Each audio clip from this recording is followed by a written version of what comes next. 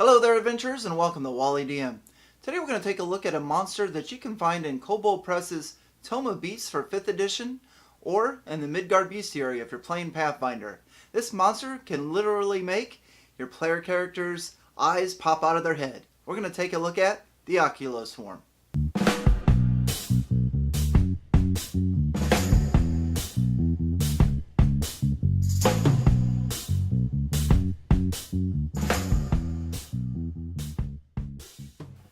A collection of hundreds of eyes floats along, trailing ganglia and dripping caustic fluid that sizzles when it hits the ground. So an Oculo Swarm is created through an experiment gone wrong, or maybe gone right, depending on the mad scientist that's trying to put it together. But regardless, something may have happened to the creator, or the Oculo Swarm maybe engulfed the creator. And now it may be just floating around a dungeon trying to self-preserve and to grow stronger. Now, one of its main attacks, and we'll get to this more in combat, but it kind of helps you know what the Oculo Swarm is capable of and what it can do, is it can suck the eyeballs out of a person or a creature, a monster, an animal, and add it to its swarm. So it is it's a large swarm too. So you figure a humanoid takes up like a on a grid square, a 5-foot area. It's a medium creature. So the Oculo Swarm, being a large creature, actually takes up a 4 squares, which is a 10 by 10 area. So just to give you a general idea of how big the swarm can be. And I imagine it just as just this big, moving, floating around network of eyeballs. And like I said, there's probably all kinds of different eyes in there, which helps give it dark vision, of course, because there's probably dwarf eyes, elf eyes, human, maybe some ogre eyes, maybe cats. I mean, you name it. I mean, there's probably an eyeball representing something in there somewhere. So how do we use the Oculo Swarm in our game? Well, I'm thinking when I introduce this to my players, there'll probably be some signs that they'll be coming up upon one. One of the signs would just be adventurers or creatures or things that are laying there dead already, or maybe still alive, and their eyes are removed from their socket, and and they're just they're in shock and things like that. Or, of course, not breathing. And so the adventurers are probably going to start to get, the players will probably start to get a little wary. They're coming across something that's sucking the eyeballs out of living things. Now, the Oculo Swarm also has the ability to send a single eyeball out. And this is what I would use to make the Oculo Swarm aware, or give him insight as far as the strength of a party and maybe where to attack later down the lines if they encounter it in combat. So they can send a single eye out as a spy. It can't go further than 100 feet from the swarm, and it only has 1 hit point.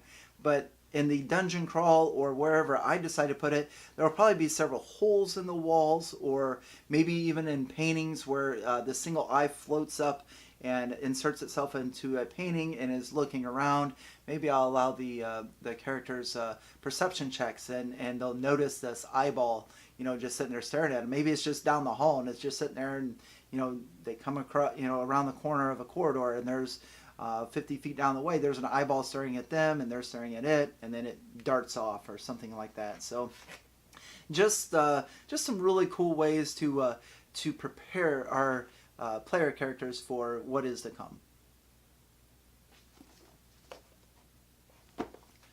Now, seeing as that the Oculo Swarm is a swarm, let's go into combat. And I would probably, they have a very high insight, very high perception, and very high stealth. I think +6, and +7 according to the Tome of Beasts.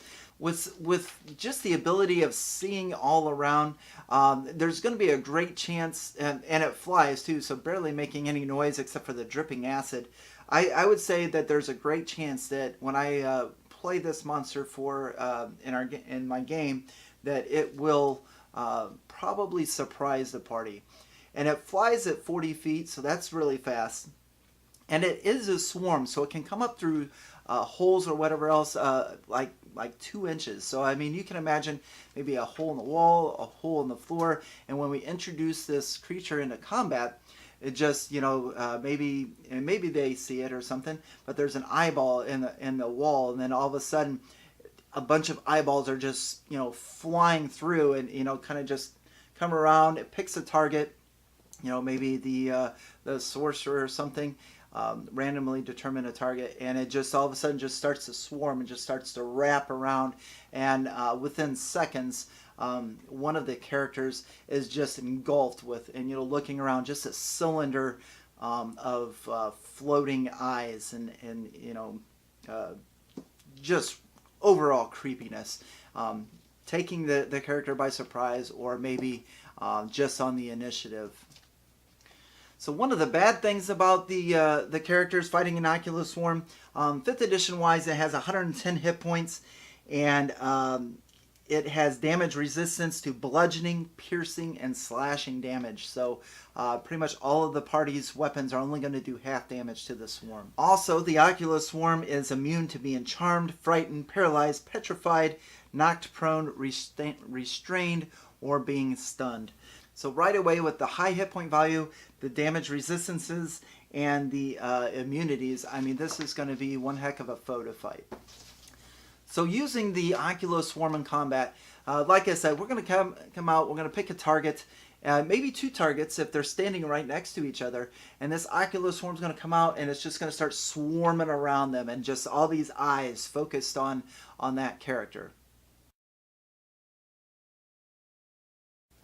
So now that we're in combat, the Oculo Swarm is encircled or engulfed in the space of one creature, or maybe 2 of them if they're standing side by side, and it can now either launch its gaze attack or an eye extraction.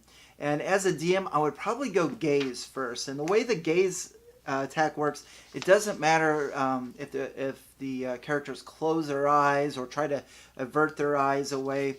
The gaze attack is still going to work, and with that, whoever is engulfed by the Oculo Swarm must make a DC 14 Charisma saving throw. Otherwise, the character will be affected by a confusion or a hold person spell, and that will last 1d4 rounds. So that would be my first attack, running this monster as a DM, is have it come in, swarm around 1 or 2 of the characters, and use probably the hold person. And the reason I would do that is because of the second attack of the eye extraction. So let's move on to the eye extraction. Now, every creature that is engulfed by the swarm needs to make a DC 13 Constitution saving throw or become temporarily blinded. And the Tome of Beasts explains it as their eyes strain from the socket. So a character is in there and describing it to them, is feeling as their eyes are starting to pull away from their skull, and all of everything goes black and you can't see. You can just hear the dripping of acid and all these eyeballs maybe blinking around them. So now if the character makes a saving throw, then none of the eye extraction effects of the Oculo Swarm will work on that character for 24 hours. But if they fail, then of course they're temporarily blinded. And the reason why I used the gaze attack first was now because they're not only paralyzed within the swarm, so they can't move away, but now they're subject to the second saving throw on their next turn. And if the character fails that saving throw, then their eyes are going to be ripped from their skull, taking 1d8 piercing damage. They're going to become permanently blind, and their eyes are going to join the Oculo Swarm. Now, I'm not totally a fan of that, so when I run it, it's going to just be one eye at a time. So for the eye extraction, whoever is within the swarm, they get a Constitution saving throw. If they make it, then the Oculo Swarm's eye extraction attack has no effect on the rest of the game. If they fail it, on the next round, they make another Constitution saving throw. If they fail this, then the one of their eyes joins the swarm. And if they make it, They're still temporarily blinded, but their eyes are not going to pop out of their head. Then on the third round, if they're still within the swarm, I would give them another Constitution saving throw, and if they fail that, their second eye joins the swarm. So according to the 5th edition version of the Oculo Swarm, those are the only 2 attacks that it has, the gaze and the eye extraction. But in the Midgard Bestiary, the Oculo Swarm also had a melee attack, which was a 1d6 of acid, or a ranged attack where it could spit out a stream of acid for 1d8. And I believe that I would probably include those when I run this in D&D 5th edition. So it only makes sense. I mean, like in the description, it says that it's dripping this caustic fluid. So I can imagine this, this eye swarm's just got this, acidic juices just flying around. So when I run this, whoever is within the swarm, every round is going to take 1d6 of acid damage. And that's just from being within the swarm and all this stuff flying around. Now, instead of using the eye attack or the gaze, or after I've used the eye attack or the gaze, maybe the Oculo Swarm is going to use one of its actions to spit out the stream of acid to hit those that are not within the swarm. So maybe it does a gaze attack, paralyzes the person in the middle, and then the next round maybe it spits out an a ray of acid or a stream of acid at one of the other characters that may be trying to attack the swarm to free the player. And again, just including just some extra options for us. It just makes sense.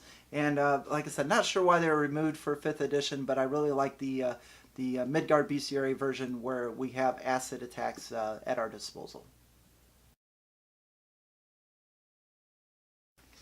So what are some quests or subquests that we could incorporate with the Oculo Swarm?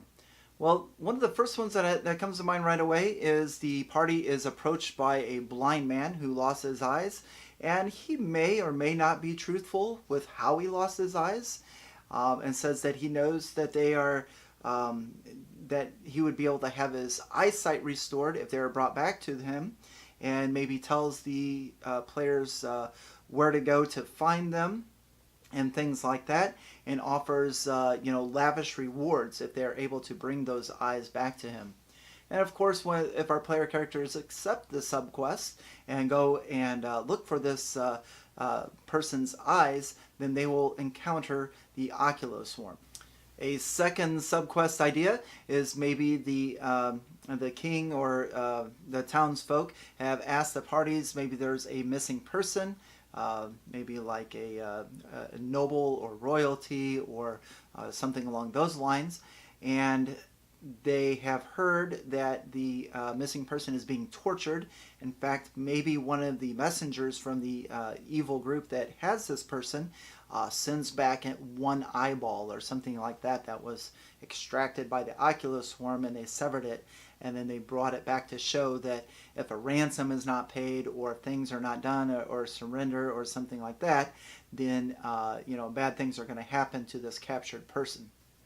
And of course, our adventurers would go out looking for them, and then at the end find the prisoner with the missing eyeball and encounter an Oculo Swarm. So if a player loses an eye, how do they get it back? Well, unfortunately, a Cure Light Wounds or a healing potion just is not going to work for an eye that's been extracted and a player with an empty eye socket. But there are a couple cool things that we can do and include in the game to kind of throw our players a bone after they lose an eye. We have ways of helping them get their sight back. One of my favorite ways is in Xanathar's Guide to Everything. Chris Perkins has put together a list of just common magic items, and one of those on page 137 is the Ersatz Eye. I hope I'm saying that right. And this is just an artificial eye that replaces a real one if lost or removed. It's just simply put into the socket of a person with a missing eyeball, and they can now see through this tiny orb as though it were a normal eye. And the good thing is it can only be removed by the person, by that person that put it in. So kind of a cool thing.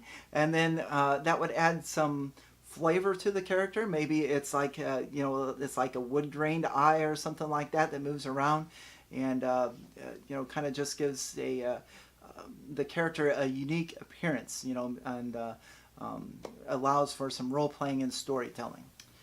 Some other ways that we could help the player characters replace one of their eyes they lost in an Oculo Swarm is maybe through a restoration spell. If they had a regeneration ring on to begin with, it could actually regenerate. I think maybe even a regeneration spell would probably help.